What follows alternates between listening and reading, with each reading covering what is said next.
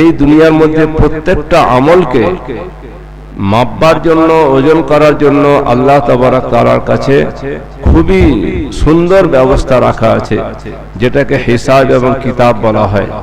আল্লাহ পাক কোরআন পাকের মধ্যে কয়েক জায়গায় এটা উল্লেখ করেছেন, ওয়া আন্না আমালা বানি আদম ওয়া কাওলাহুম ইউজান। আদম সন্তানের সমস্ত কাজগুলো এবং তাদের মুখ থেকে যে কথাগুলো বার হচ্ছে সবগুলোই দাঁড়িপাল্লায় রাখা হবে। ওয়াকালা মুজাহিদ আল কিসতাসু আল আদলু বিররুমিয়া। কোরআন পাকের মধ্যে দাঁড়িপাল্লার জন্য একটা কিসতাস শব্দ এসেছে। উনি তার ব্যাখ্যা করছেন যে কিসতাস মানে হলো ওয়াজিনু বিল কিসতাসিল মুস্তাকিম। কোরআনের মধ্যে আছে যে দাঁড়িপাল্লা সোজা করে তোমরা জিনিসকে ওজন করো, কিছু কম করবে না। তো কিসতাস শব্দের মানে হলো ন্যায়, ইনসাফ। রুমি শব্দের, রুমি ভাষার এটা শব্দ। ওয়া ইউকালু আল কিসতু মাসদারুল মুকসিত। এবং বলা হয় যারা আবিধানিক মানুষ, লুগাতের লোকেরা আরবি, যে কিসত মুকসিতের মাসদার। মুকসিত বাবে ইফআলের ইসম ফাইল। ইন্নাল্লাহা ইউহিব্বুল মুকসিতিন। আল্লাহ পাক কোরআন পাকের মধ্যে বলেন মুকসিত মানে হচ্ছে যারা ন্যায়পরায়ণ মানুষ, যারা ইনসাফ করে, বিবেচনা করে কাজ করে। ওয়া আম্মাল কাসিত ফাহুয়াল জাইর। কিন্তু যখনই এটা সুলাসি মুজাররাদে আসবে, তা থেকে যখন ইসম ফাইল বার হবে কাসিদ, তোর মানে পুরো উল্টো হয়ে যাবে, অর্থাৎ অত্যাচারী। এই শব্দগুলো যেহেতু কোরআন পাকের মধ্যে এসছে, ইমাম বুখারী রাহমাতুল্লাহ আলাইহি নিজের কিতাব জামে সহিহটাকে এইভাবে লিখেছেন যে শুধু যেন হাদিসের মজমুয়া না হয়, যেন কোরআনেরও ব্যাখ্যা হয়ে যায়।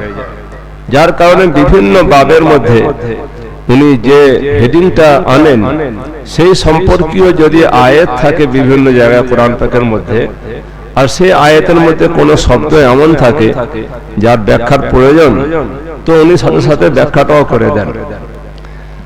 তো আমাদের সমস্ত আমল এবং যে কথা বলছি এগুলোকে ওজন করা হবে। অনেক সময় মানুষের প্রশ্ন হতে পারে যে ওজন করা তো কোনো ধাতু, কোনো পদার্থ, কোনো জিনিস যার শরীর আছে, কোনো ফিজিক্যাল জিনিস, সেটা কি ওজন করা সম্ভব? কিন্তু মানুষের যে কথা, মানুষের কাজ, এ তো আর এরকম কোনো জিনিস নয় যেগুলোকে ধরে রাখা যাবে বা যেগুলোকে ওজন করা যাবে। এটা আমাদের বুদ্ধি যেহেতু সীমিত, যার কারণে এই প্রশ্নটা আসতেই পারে। আল্লাহ তাবারক তাআলার কাছে কিন্তু ব্যাপক ব্যবস্থা আছে। যেরকম পার্থিব জগতের জিনিস বা ফিজিক্যাল জিনিস ওজন করার জন্য ফিজিক্যাল মাপকাঠি এবং দাঁড়িপাল্লা থাকে, ঠিক সেরকমই আভ্যন্তরীণ জিনিসগুলোকে ওজন করার জন্য আল্লাহর কাছে আভ্যন্তরীণ দাঁড়িপাল্লাও রয়েছে। আজকে পৃথিবীতে, দুনিয়াতেই আল্লাহ আমাদেরকে দেখিয়ে দিচ্ছে অনেক কিছু জিনিস যেগুলো সাধারণত আমাদের চোখে দেখা যায় না, কিন্তু সেগুলো মাপা হচ্ছে। মানুষের জ্বর, শরীরের মধ্যে কতটা গরম আছে সেটা মাপে কিনা?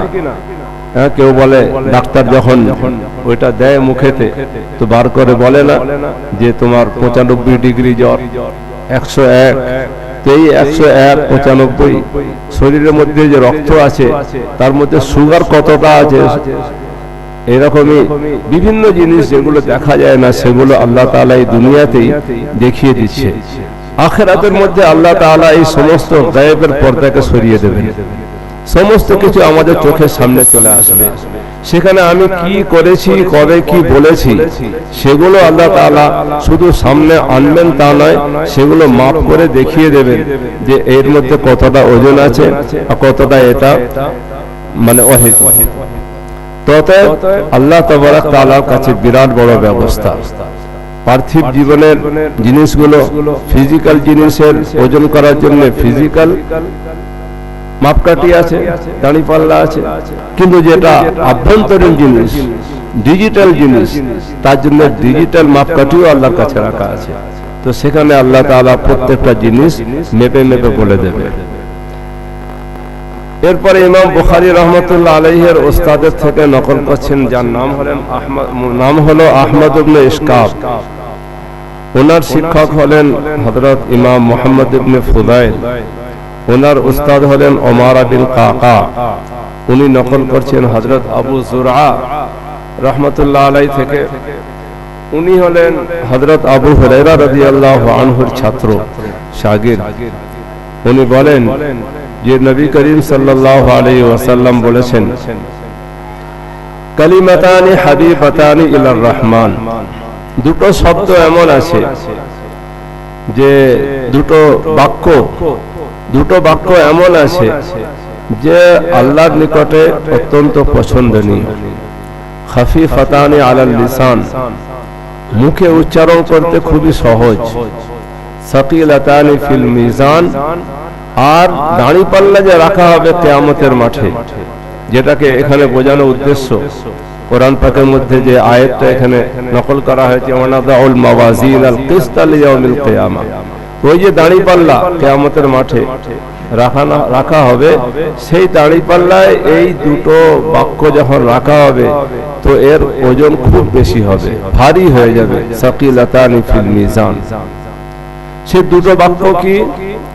সুবহানাল্লাহি ওয়া বিহামদিহি সুবহানাল্লাহিল আযীম, সুবহানাল্লাহি ওয়া বিহামদিহি সুবহানাল্লাহিল আযীম, যার অর্থ হলো যে আল্লাহ তাবারক তাআলা, আল্লাহ পবিত্র, তারই প্রশংসা করতে হয়।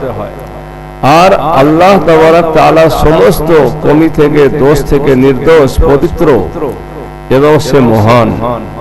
এই যে আল্লাহর পবিত্রতা বর্ণনা করা, আল্লাহর হামদ এবং প্রশংসা করা এবং আল্লাহর বড়ত্ব মহত্ব বর্ণনা করা, এই দুটো শব্দের মধ্যে যেভাবে আল্লাহ তাবারক তাআলা ভরে দিয়েছেন যে এটা বলতে খুবই সহজ, কিন্তু যদি মানুষ সত্যিকারের বলে তাহলে কিয়ামতের মাঠের ওজন অনেক বেশি। দেখুন, বলা আর পড়া দুটোর মধ্যে পার্থক্য আছে। কালিমাতানি হচ্ছে দুটো বাক্য যেটা বলতে হয়, আর পড়াটা কি হয়? আমরা অনেক জিনিস পড়ি কিন্তু বুঝি না। বলা কিন্তু সেরকম হয় না যে আমি আপনাকে একটা কথা বললাম আর এমন করে বললাম যে আপনি বুঝতেই পারলেন না, তো আপনি কি বলবেন? আপনি বলবেন যে ইনি যেন কিছু পড়ে দিলেন, আমি বুঝতে পারলাম না। তো এটা বলতে হবে। ইসলাম সম্পূর্ণ বোঝার জিনিস।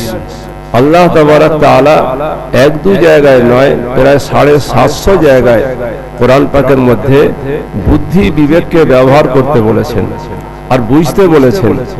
এই যে প্রথম আয়াত তেলাওয়াত করা হলো, ওয়া আনজালনা ইলাইকা যিকরা লিতুবাইয়িনা লিন-নাসি মা নুজিলা ইলাইহিম ওয়া লাআল্লাহুম ইয়াতাফাক্কারুন, এখানেও আল্লাহ পাক তাই বলছেন যাতে মানুষ চিন্তা ভাবনা করে। মানুষ চিন্তা ভাবনা যখন করবে তখনই সে সত্যিকার আল্লাহকে চিনতে পারবে। যখন আল্লাহকে চিনে বলবে যে আল্লাহ তুমি কতই না মহান, আল্লাহ তুমি কতই না পবিত্র, আল্লাহ তোমারই আমি প্রশংসা করি। দুনিয়ার যত মানুষের প্রশংসা হয়, যত নেতা হোক বা কোনো ব্যক্তিত্ব হোক, এই সমস্ত প্রশংসা মিথ্যা, একমাত্র প্রশংসার হকদার আপনি। তো তার থেকে বড় কথা আর কিছুই নয়। তার যে ওজন হবে আল্লাহর নিকটে সেটা অনেক বেশি ভারী ওজন হবে। কিন্তু এই জন্য প্রথম এবং 1 নম্বর শব্দ হলো যেন আমি চিনতে পারি সেই সত্তাকে, সেই জাতকে, যে জাত, যে সত্তা আমাকে সৃষ্টি করেছে, যার আমি প্রশংসা করছি, যার আমি ইবাদত করি, যার সন্তুষ্টির জন্য সমস্ত কাজ করার দাবি করি, সে কে, কেমন। যদি এইটাই না জানতে পারি তাহলে আমি কেন তাকে উপাসনা করব, তার ইবাদত কেন করব? যদি আমার সামনে কেউ প্রশ্ন করে যে আল্লাহ কি, কে আল্লাহ, কেমন আল্লাহ, কি উত্তর দেব বলেন?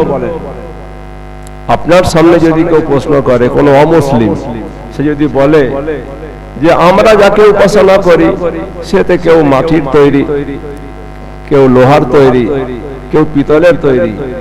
আপনারা যে আল্লাহর ইবাদত করেন সে আল্লাহটা কিসের তৈরি, সে কেমন, সে কে? যদি প্রশ্ন করে আপনি কি উত্তর দেবেন?